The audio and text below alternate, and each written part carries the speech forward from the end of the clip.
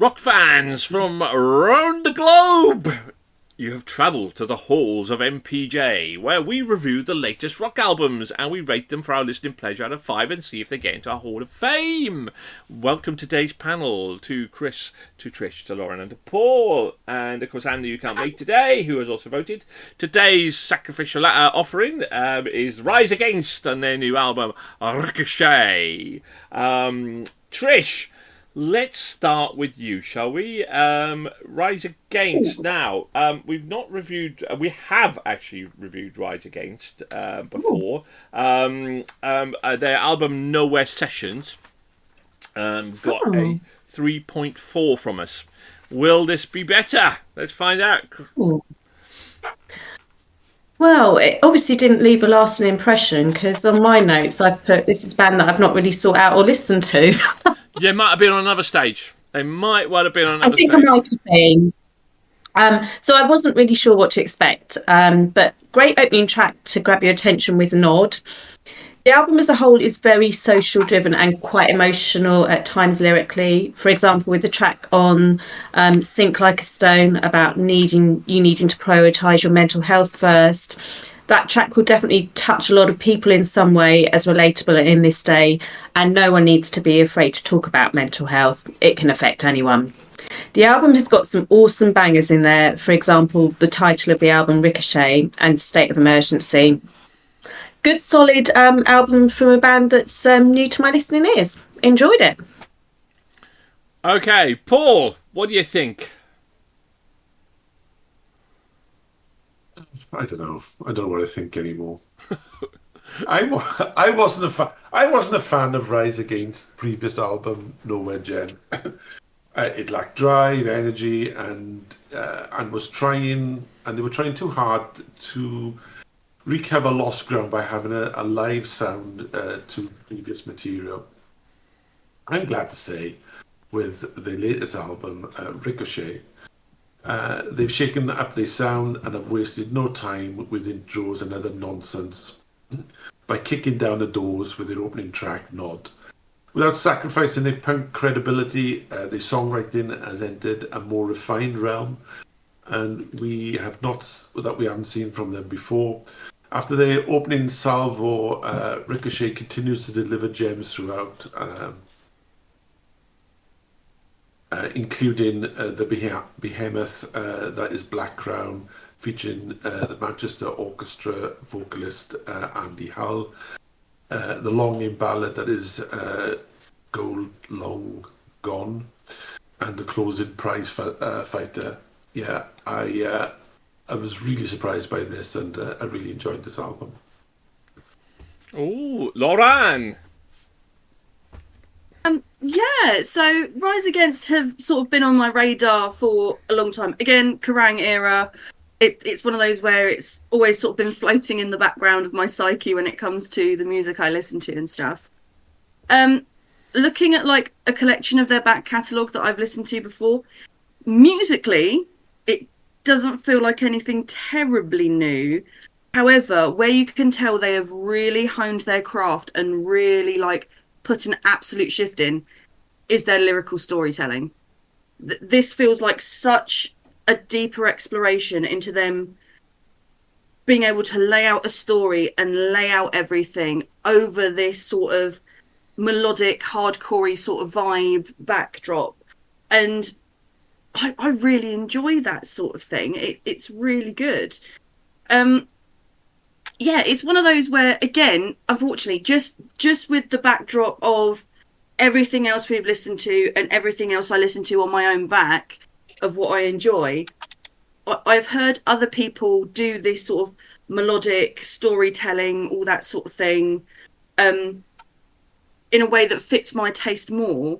So this isn't necessarily something that I'm going to immediately jump to. However, I think they're doing brilliantly. Like, I know people who, even though this isn't going to fall into the remit of something I listen to all the time, I will straight up recommend it to them because I'm like, you should listen to this. This will be your cup of tea and then some. So yeah, I was quite impressed. I can see where it will land and where it will land fantastically, as we've seen with some of the other reviews. Chris? Hi. Again, I think Laura and I seem to have quite a similar musical background. I listened to Rise Against a lot when I was younger. They never really got into the first line of all the stuff that I liked, but I do have a Rise Against playlist on Spotify. A lot of that is back from the albums, Appeal to Reason, The Sufferer and the Witness, and that sort of era. As I think Paul said, they might have had a bit of an off period in the middle, but this is more back to form for them. As Laura said, they can tell a story well. I think they go a bit more for they can tell more of the story in the lyrics of the song nowadays than they used to. It used to be left a bit more up to your own imagination and listening to the mood of the song to put some of the story together with it. So yeah, they've deepened their storytelling ability,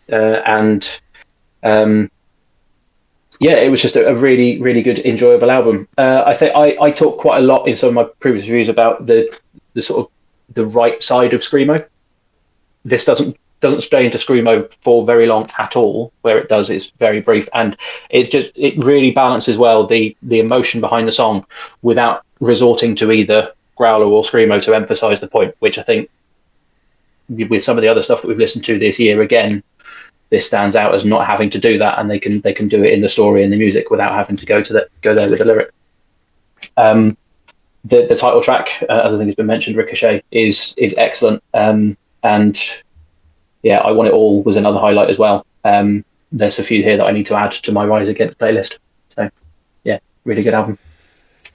So some of my wheelhouses, and I have a few wheelhouses, but one of them is heavy melodic rock. Black Orchid Empire, etc., etc. And this fits that bill. And like all of these bands, that they're growers. They're absolute growers. You don't listen to this album once and go, yeah, that was okay, because you listen to it again and you go, oh, that was pretty good, and listen to it again and it gets because it's storytelling, because it's melodic kind of heavy rock. It's a grower, and this album just grew and grew and grew and grew. And as an album and in entirety, it was absolutely fabulous. Ricochet, yes, absolutely is an absolute corker, but for absolute sure. But and I look at, well, do I want to listen to, because the problem with some of these albums of this sort of type is that you go, do I really want to kind of listen to again? And that defines probably more, somebody from an interview saying that, what is prog rock? Prog rock is a song that's trying not to be a song, or a melody trying not to be a song. And it was actually that hit home, whereas this isn't, because it's melodic. It's melodic. It's got theme, and that's a grow, and it grew and grew and grew and grew on me to what I think is probably a fabulous album, and certainly from the 10 albums we listened to, is most definitely the standout album of the month by a long way. Loved it, absolutely loved it, absolute cracker. And I agree with Paul, much better than other sessions, much tighter, better produced, better vibe, really good, fantastic album. Right, will it be enough to get into our Hall of Fame? Will it be enough, maybe, to get into our automatic slot for Album of the Year? Let's find out, shall we? Then, Trish, what did you give this? I gave it a 4. Solid start. Chris, what did you give this? I give this a 4 as well. I almost gave it a 4.5, but something held me back, so it was just a 4 this time. Oh, that's a shame. Lauren, what did you give this? I gave it a very commendable 3.5. And Andy was a bit meh on this one. He gave this a 3. But anyway, let's save the best to last, do we? I give this a 5. Now, Paul, what did you give this? I thought you were setting me up for something then. But I've done it because this is a rare treat. For all of our listeners, it's a super rare treat that's about to hilt their turds. It doesn't happen very often. So, Paul, what did you give this, Paul? Well, I'm going to stick my boot in just like Nigel and give it a 5. Yay! Ah, come on, everybody! It's a rare treat. We don't get many. We got a magic moment. Paul gives an album a 5. Okie dokie. That gives it a 4.3. So it gets into our Hall of Fame. It not only gets into our Hall of Fame, it gets into our top 100 albums of all time. It's joint 57th of all time. Unfortunately, this year has been just a phenomenal with ratings for albums. So 22nd of album of the year. So it doesn't quite make it into our automatic slot. But who knows? Paul, give it a 5. Will this be Paul's wild card? Maybe. Who knows? Who knows? We might be listening to this album in our top 20.